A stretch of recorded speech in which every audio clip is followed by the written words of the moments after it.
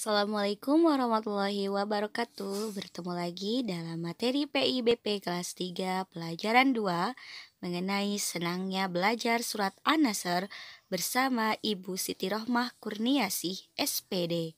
Selamat menyimak anak-anak. Adapun tujuan pembelajaran dari materi ini adalah diharapkan setelah pembelajaran ini selesai, kalian mampu membaca, menulis, dan menjelaskan isi kandungan dari surat An-Nasr.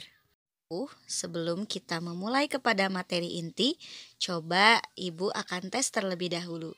Di sini ada potongan ayat Al-Quran dari beberapa surat pendek.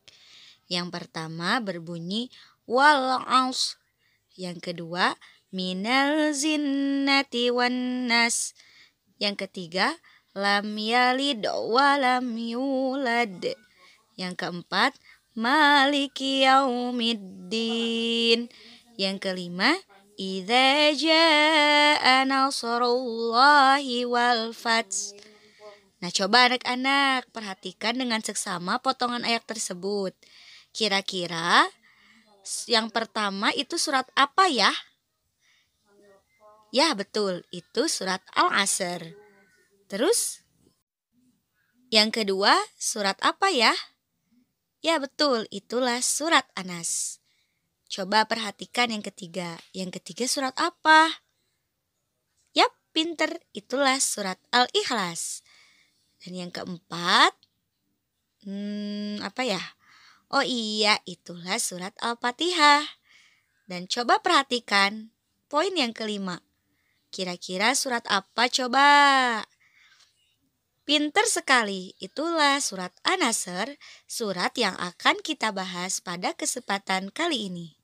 Anak-anak, sebelum kita lanjut kepada materi pertama mengenai belajar membaca surat An-Nasr, sebelumnya kita nyanyi dulu yuk. Siapa yang tahu lagu sebelum kita makan? Yang tahu boleh ikutin ibu ya. Nanti bisa bernyanyi bersama di rumah bersama adik, kakak, atau mama.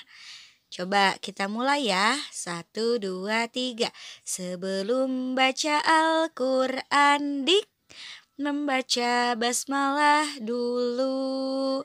Menyebut nama Allah dik, mengingat pada Tuhanmu. Bacalah Al-Quran, jangan sampai lupa. Ayo baca basmalah. Bacalah Al-Quran, jangan sampai lupa. Baca basmalah bersama. Silakan ulangi bersama adik kalian di rumah ya. Intinya adalah ketika kalian hendak membaca Al-Quran, jangan lupa membaca ta'awudz dan bismillah terlebih dahulu ya. Baiklah, sekarang kita lanjut ke materi kita, yaitu membaca surat An-Nasr. Baiklah, kita mulai pembelajaran pertama, yaitu belajar membaca surat An-Nasr. Mari anak-anak perhatikan bacaan surat An-Nasr yang akan ibu baca. Nanti kalian ulangi dan mohon bantuan kepada ibu untuk mengoreksi bacaan kalian ya. Siap ya? A'udzu billahi minasyaitonir rajim. Bismillahirrahmanirrahim. Idza jaa nasrullahi wal fath wa ra'aitan nasa yadkhuluna fi dinillahi afwaja. Fasabbih bihamdi rabbika wastaghfir. Innahu kana tawwaba. Ayo coba baca bersama dengan ibu kalian ya. Ulangi bacaannya sampai kalian lancar.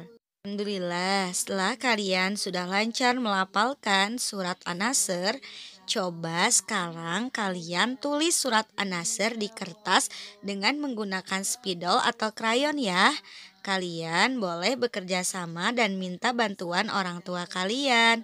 Dan nanti hasil dari tulisan kalian, kreasi kalian tentang tulisan surat An-Nasr, boleh kalian kirim ke ibu ya.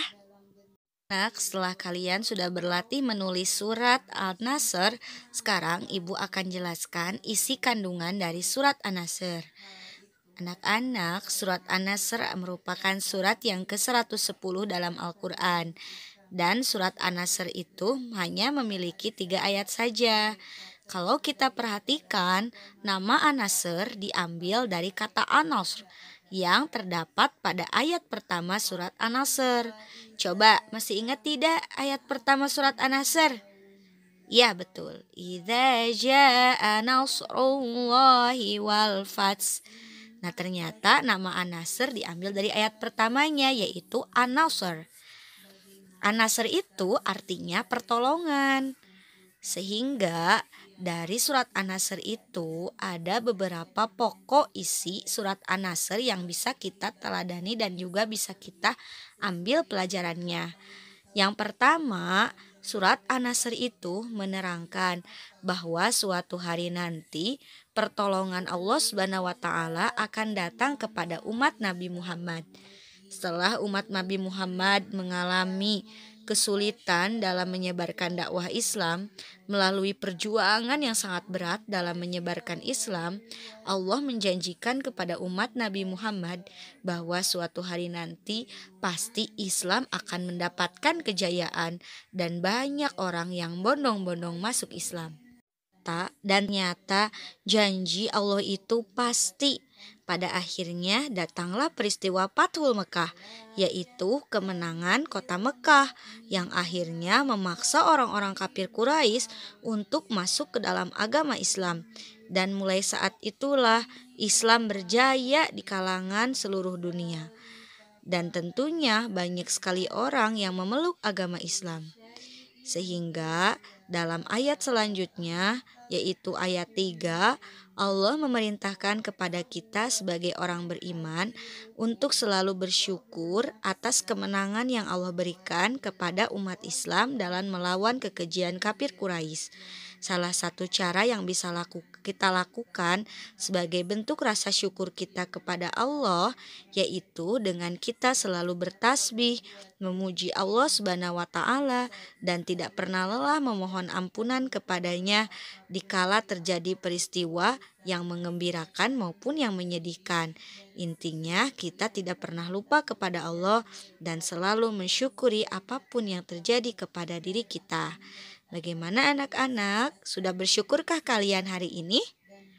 Ibu harap kalian selalu bersyukur ya. Ucapkanlah alhamdulillah dan selalu rajin belajar juga membaca Al-Quran di rumah. Nah, itulah anak-anak pembelajaran dari Quran Surat An-Nasr.